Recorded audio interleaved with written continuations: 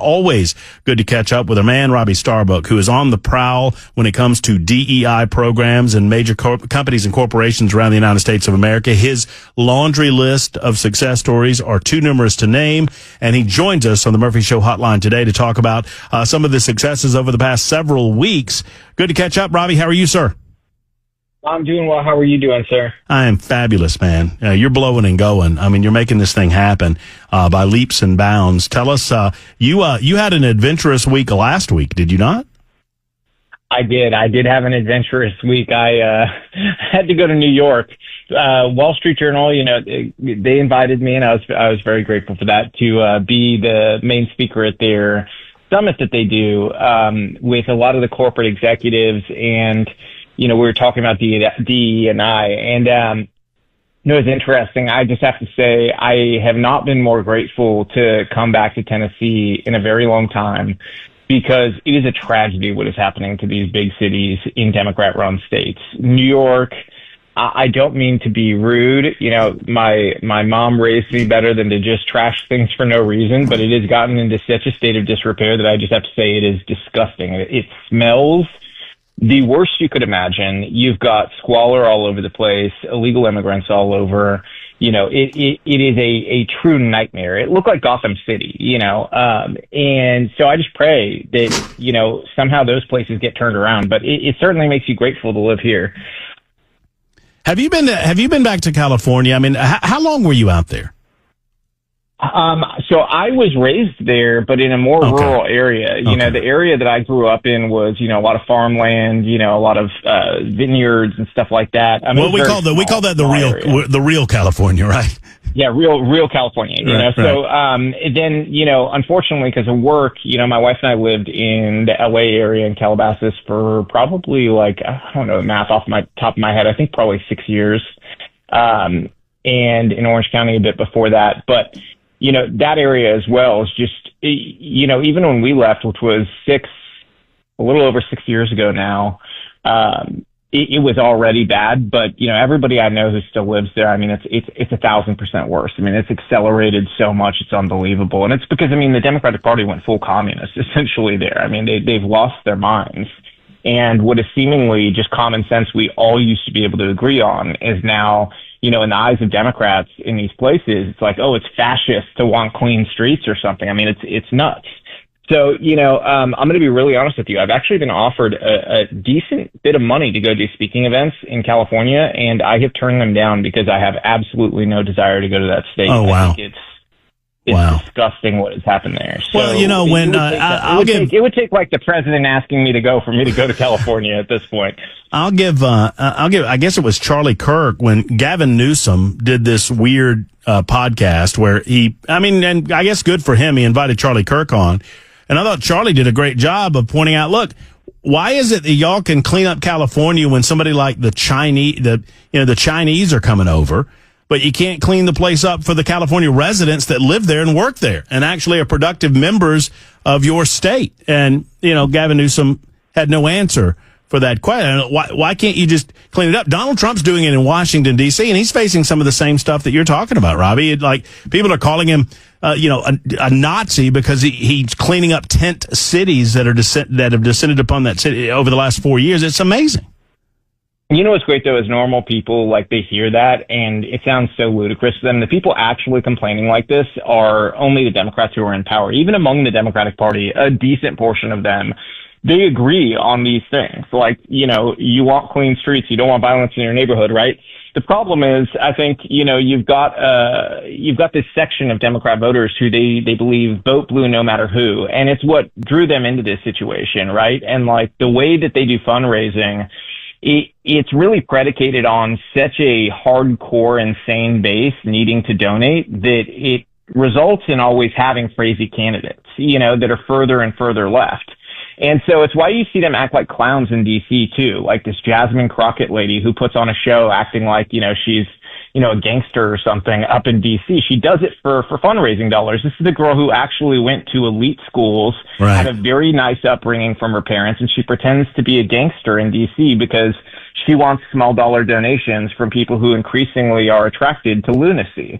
And that's the Democratic Party. But, I will say on that note about Charlie and Gavin Newsom, I'm actually really happy Charlie did the Gavin Newsom podcast or whatever he's calling it, because, Gavin clearly wanted to use this as an attempt to moderate himself, but he's so transparently slimy that he didn't get that to come across. Instead, what came across is he has absolutely no answer for all of the failures of the Democrats. And it was just to the point of absurdity where all he could do is laugh every time Charlie pointed out how absurd they are and how they failed in California. And so, that's an example of, if he was dumb enough to invite me on to talk about DEI, I would make that trip to California just to tell him to his face what a disaster he's been. That's one of the few motivating things where I'd be like, okay, you know what, I'll get on a plane and go over there. So I'm happy Charlie did that, because it really clarified for any Democrats who maybe are on the fence that this is a losing party that you don't want to be a part of. I say this, and you know how much I love what you have done on the DEI front, and I think it took a very particular person to do that. So I'm not diminishing what you're doing, because you had to have a platform that was big enough to address an audience that was ready to receive the information that you were giving them, and you had to get inside some of these companies and get that information that was so valuable to expose them as to exactly what they were doing. And I'm not taking away the difficulty that it was to do all of that. At the same time, once it is presented, it's almost, the word that comes to mind is simple, in the sense that when people become aware of what the companies are doing, the people say, well, okay, Robbie, I don't have to shop with them anymore. And immediately when the companies recognize that they've been exposed, it seems to me, and maybe I'm wrong, you tell me, they pull back. They immediately say, okay, we'll stop all of this. We don't want to lose, 75% of our customer base as a result of what we were doing inside of the business that we never intended for our customers to find out about. Okay, here's what's really funny. So you kind of hit the nail on the head, and I'm not even sure you fully grasp how much, because so here's the funny thing. You get these elite, legacy media, overly educated, media types who have tried to figure out the success of what we've done, and their end result is they basically conclude, you must be a genius. And I'm like, it's actually not that. This is incredibly simple. I'm not a genius by any stretch of the imagination. I simply have taken a very simple concept around common sense and realized that I could be a megaphone for the concerns of average people, because they all agree that this is crazy. And so all somebody needed to do was put the information together and be able to just show people and hold up a mirror. This is what these corporations actually have become. And the answer to that was going to be so incredibly simple. It would be very difficult for it to fail the way that we've put it together, right? And so, no, you're right. You can take away kind of from what I've done in a sense, because it's not that genius of an idea. It's just simply saying, hey, let's make this a little less complicated. Let's just show people what these companies actually are. And that's really all we've done. So I've always put it as, I consider myself just a megaphone for what normal people talk about when they find out about these absurdities. So it's at one company, their employees are talking about this at the kitchen table with their family members going, this is nuts. How is this able to continue to happen? All I did was take that information from the kitchen table and bring it to a national audience. So tell me about the event in New York. What took you to New York and the experience that you had? Yeah, so it was interesting, so at the beginning of this Wall Street Journal event, they wanted me to come in because all these executives, are talking about, kind of what I've done, and a lot of them are afraid that they'll be next. And New York Times called me the most feared man in corporate America. And then they did this whole article about the millions and millions. And I'm not joking you. When I say millions, I'm talking this is a massive amount of money, not 1 million, not 2 million. We're talking about it's closer into the 100 area than below, okay? And that's the conservative estimate on the money they've spent trying to do background oppo research, trying to prepare for how you handle this if he comes to you, and so on and so forth. And it was incredible to see that they've built this little industry of advising on this issue, right? And so they wanted me to come in and sort of answer questions about it. And so I was happy to do it. I thought it'd be interesting to kind of go face to face with these executives and tell them to their face that what they've done is insane. And so we did it. And one thing I thought was really interesting is this one executive from a major company. I won't name him at this point. I may next week, but he's a successful black man in America. This is somebody who's a millionaire. They've had really the American dream, in every sense, in my view, by achieving what they've achieved. And I'm not saying they haven't had hardship along the way. Maybe they have, but they achieved what we all consider to be the American dream, right?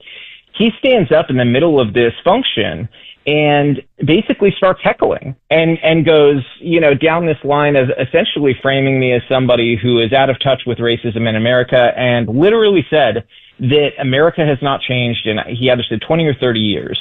And that essentially the country is just as racist as it always has been, and it's worse now than it ever has been. And so I just said, that's patently ludicrous. Like, we're talking about somebody who, you are an executive at one of the biggest companies in the world, and you are fantastically wealthy, and what else is it that the country hasn't given you? It's kind of like, it reminded me of the NFL players that have complained about America. And it's like, oh, you're on a $20 or $30 million contract per year, and you're complaining like this country hasn't given you your dreams. It has. And of course you had to work for it. But the gall was kind of stunning to me. But there was another thing that was interesting. At the very beginning of this Wall Street Journal summit, they did a poll of the executives there, an anonymous one, about whether or not they believed DEI was important. Okay. And to be perfectly honest with you, I want to ask you, what do you expect the result of that would be in a New York function with Fortune 500 executives? What do you think the percentage was that wanted to get rid of DEI? Publicly?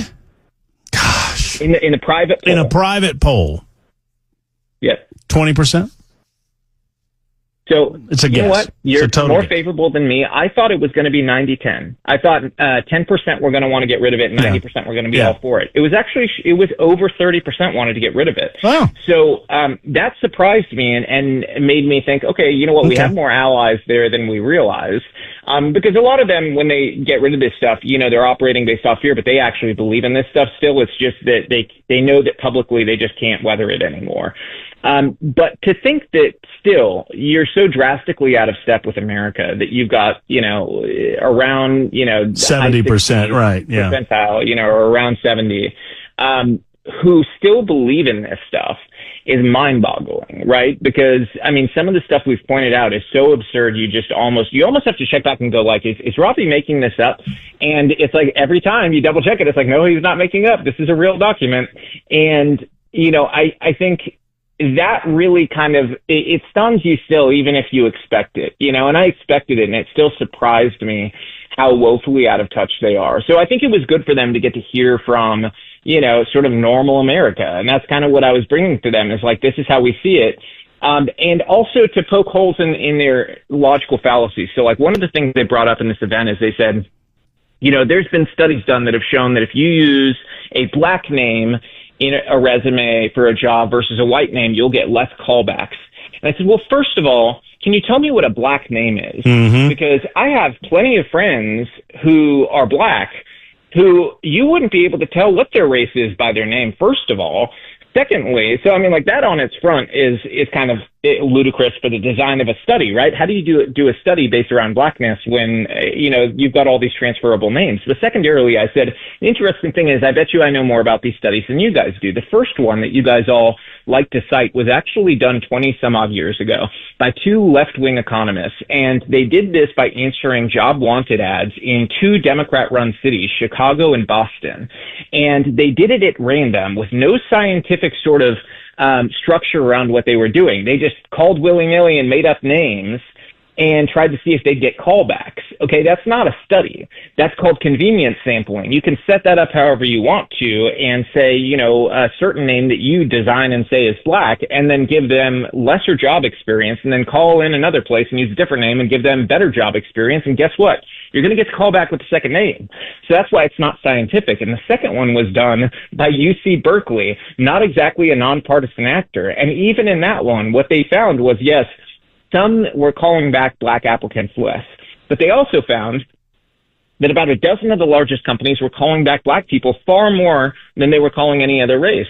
And the vast majority of companies were not doing anything different. It was just they were calling people back at the same rates.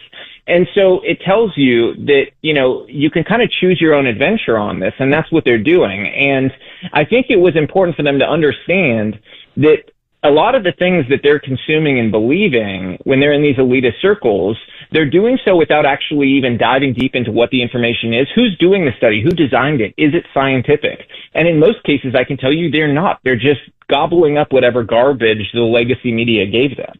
I wanted to give you a chance. You posted something Friday, I guess it was, Robbie, about AT&T. I wanted to talk specifically about this organization. Would I consider this another pelt on your wall of companies that have acquiesced to the DEI monster and given it up? This is the latest company that we have gotten to get rid of their DEI policy. So a quick rundown: they have eliminated their chief diversity officer position. They have ended all DEI trainings. They have stopped their association with far left groups like the HRC and the Trevor Project. They have agreed to go back to the drawing board when it comes to their sponsorships and align all of their sponsorships with only things that are neutral, down the middle, business appropriate, and no longer things like some of these LGBTQ plus events that they had been sponsoring. And so they've essentially said, we get it. We need to be neutral. We've got to go down middle of the road. We want customers from every walk of life. And to do that, we've got to get out of the business of anything that's going to divide people. And so, this is a big win. And if you think about it in the context of telecom, specifically, I think it's the first domino to sort of go down, because all of the telecom companies have some relationship with the government. And we're going to be pushing and pressing on that with these telecom companies to get them in line, because for a lot of them, I think, they're trying to figure out right now how much can they get away with. And we're sort of a reminder, we're not going to let you get away with anything and violate these new EOs that President Trump has put out. But we're going to hold you accountable for the things you do, and we're going to let your customers know. So that's the trick. We let people know, and people kind of do the rest. No, that's exactly right. I mean, no, and that's the beauty of everything that you do. And like I say at the beginning of the conversation, I don't try to oversimplify it. I just think it's incredibly impactful and effective when the customer base understands exactly what the companies are doing. And these are companies that they could easily go around and go to someone else. Great work as always. Well explained as always. I hope you don't have to go back to New York anytime soon, Robbie. We appreciate you here in Tennessee, my friend. I'm going to try not to, as much as I can stay here. That's the goal. But I appreciate it, and I always love coming on.